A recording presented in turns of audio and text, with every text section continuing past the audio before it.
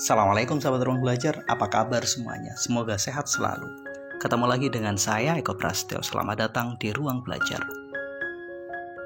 Dalam 5 bulan terakhir, terjadi satu fenomena aneh di perekonomian Indonesia. Indonesia mengalami deflasi secara berturut-turut. Semua dimulai dari bulan Mei sampai dengan bulan ini, bulan September. Deflasi bulan September tercatat minus 0,12%. Sementara secara berturut-turut dimulai pada bulan Mei, deflasi yang terjadi di Indonesia adalah minus 0,03%, kemudian berurutan minus 0,08%, kemudian di bulan Juli minus 0,18%, bulan Agustus minus 0,03%, dan September ini tadi seperti yang sudah saya sampaikan minus 0,12%. Apa arti dari angka-angka ini? Lantas, seberapa berbahaya deflasi bagi kehidupan finansial kita? Selama ini, mungkin kita lebih sering mendengar istilah inflasi jika dibandingkan dengan deflasi. Inflasi dan deflasi adalah dua kondisi yang sama-sama punya dampak negatif yang perlu kita cermati. Inflasi adalah sebuah kondisi di mana harga-harga secara keseluruhan mengalami kenaikan. Sementara deflasi adalah sebaliknya. Harga-harga secara keseluruhan mengalami penurunan. Mungkin kita berpikir, ya ketika harga turun kan enak. Kita bisa belanja lebih murah. Kita bisa menyisakan uang untuk nabung. Sepintas memang demikian, tapi yang harus kita catat ada bahaya besar yang mengintai di balik deflasi. Terlebih deflasi itu terjadi secara berturut-turut. Yang harus kita pahami bahwa bahaya dari deflasi itu lebih tinggi jika dibandingkan dengan inflasi, terlebih dalam perspektif keuangan pribadi, terlebih pada diri kita secara individu. Oke, biar kita paham bahayanya dari inflasi dan deflasi, ada baiknya kita memahami definisi dari kedua kondisi tersebut.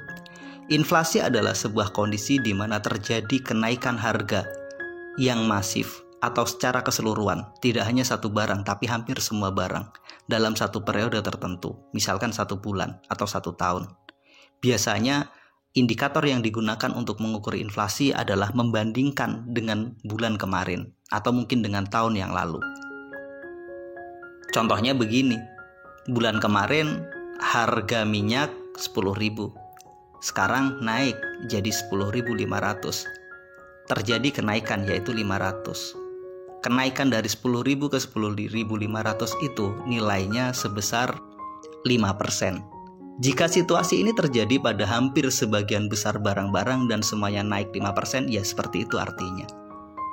Berbeda dengan deflasi. Deflasi itu sebuah situasi di mana harga-harga secara keseluruhan mengalami penurunan jika dibandingkan dengan bulan sebelumnya. Jika deflasi secara berturut-turut mengalami penurunan, artinya kita harus menyalakan alarm bahaya. Kenapa seperti itu? Begini logikanya. Dampak dari inflasi adalah tanpa sadar kita miskin. Maksudnya begini, orang-orang dengan gaji 3 juta, gajinya nggak naik tapi ternyata harga-harga ikut naik, maka pengeluaran kita akan meningkat, sehingga tanpa kita sadari semakin lama kita semakin miskin karena kemampuan uang kita mendapatkan barang itu menurun. Biasanya kita beli dengan uang 10.000 dapat 2 mangkok bakso, sekarang uang 10.000 hanya dapat 1 mangkok. Uangnya sama tapi kemampuan yang didapatkan berbeda. Di titik itulah itu efek negatif dari inflasi, membuat orang menjadi miskin tanpa mereka sadari, membuat orang mengalami kenaikan pengeluaran ketika mereka ingin mendapatkan sesuatu karena harga-harga naik sehingga mereka nggak bisa nabung. Sementara deflasi kondisinya berbeda, terjadi penurunan. Dari 10.000 biasanya misalkan turun menjadi 9.000. Sekilas konsumen senang karena harganya turun, tapi justru di sini letak bahayanya. Ketika terjadi inflasi, maka produsen itu dapat untung. Kenapa produsen dapat untung? Karena harga-harga naik. Karena produsen dapat untung, mereka tetap bisa memproduksi, mereka tetap bisa menghasilkan sesuatu sehingga tenaga kerja yang dibutuhkan juga bisa jadi naik. Karena produksi mereka naik sehingga tenaga kerja naik. ada potensi pada saat inflasi itu ekonomi tumbuh, dan potensi berikutnya tenaga kerja nambah. Jadi kebutuhan pabrik akan tenaga kerja itu bertambah, sehingga banyak orang bisa bekerja dan banyak orang bisa menghasilkan uang. Ini inflasi. Walaupun itu punya efek membuat secara pribadi kita tambah miskin, tapi secara makroekonomi ini bagus, asalkan pertumbuhan ekonomi juga tinggi. Jadi ketika inflasi, harga naik, keuntungan produsen naik, akhirnya produksinya naik, sehingga lapangan kerja juga dibuka. Di saat yang sama, itu bermakna produsen dapat untung dan produsen dapat uang. Kondisinya berbeda ketika deflasi. Deflasi itu terjadi biasanya karena kemampuan daya beli masyarakat turun. Masyarakat nggak sanggup membeli. Karena masyarakat nggak sanggup membeli, akhirnya harganya diturunkan. Harganya murah. Pada saat harga murah, artinya apa? Produksi yang telah dihasilkan oleh pabrik itu nggak bisa diserap oleh pasar. Katakanlah hari ini kita memproduksi 1000 unit, tapi ternyata yang mampu dibeli 700, bahkan cuma 600. Itu pun setelah harga diturunkan, tetap saja penjualan nggak naik. Maka di titik ini, produsen punya potensi mengalami kerugian. Ketika mereka mengalami kerugian, apa yang dilakukan? Mereka punya potensi untuk melakukan perubahan efisiensi. Produsen ingin tetap untung, maka salah satu cara agar mereka tetap dapat untung adalah mereka harus mengurangi biaya. Dan ada potensi biaya tersebut yang dikurangi adalah lewat mengurangi tenaga kerja, mengurangi karyawan. Di sini bahayanya. Ketika deflasi terjadi secara berturut-turut, ada potensi besar. Artinya, ekonomi sedang turun, daya beli masyarakat sedang turun, penjualan sedang turun, keuntungan sedang turun, dan efek paling buruknya, agar produsen, pabrik, perusahaan bisa tetap hidup, mereka terpaksa melakukan PHK. Mereka terpaksa merumahkan karyawan mereka. Jadi, ketika terjadi inflasi, kita tetap berpenghasilan, tapi kita semakin miskin karena harga-harga naik. Namun ketika terjadi deflasi, ada potensi seseorang akan kehilangan pekerjaan dan kehilangan penghasilan. Ini bahayanya dari kondisi deflasi.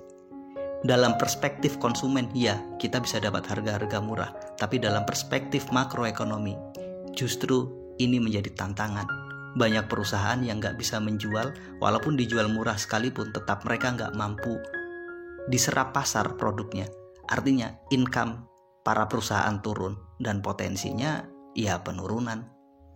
Karyawan akhirnya terpaksa dirumahkan. Ilustrasi sederhana ini memberikan alarm pada kita bahwa bisa jadi kondisi ekonomi Indonesia hari ini nggak baik-baik saja. Bayangkan dari bulan Mei sampai dengan September, kita tidak mengalami kenaikan harga, justru sebaliknya, mengalami penurunan. Apakah penurunan itu karena daya beli masyarakat yang rendah? Mungkin. Apakah penurunan itu karena masyarakat nggak pegang uang sehingga mereka nggak sanggup belanja? Karena permintaan turun, akhirnya harga juga ikut turun. Bayangkan kalau ini terus terjadi, ketika semua orang menahan diri untuk belanja, ketika kita jualan, kita bayangkan kita jadi seorang produsen, teman-teman jualan, sudah memproduksi 100 produk, ternyata yang laku cuma 70. Apa yang terjadi? Kita rugi. Besok lagi kita produksi 70, yang laku cuma 50. Apa yang terjadi? Kita rugi. Jika ini terjadi terus-menerus, bisa jadi sebagai seorang pengusaha akan gulung tikar.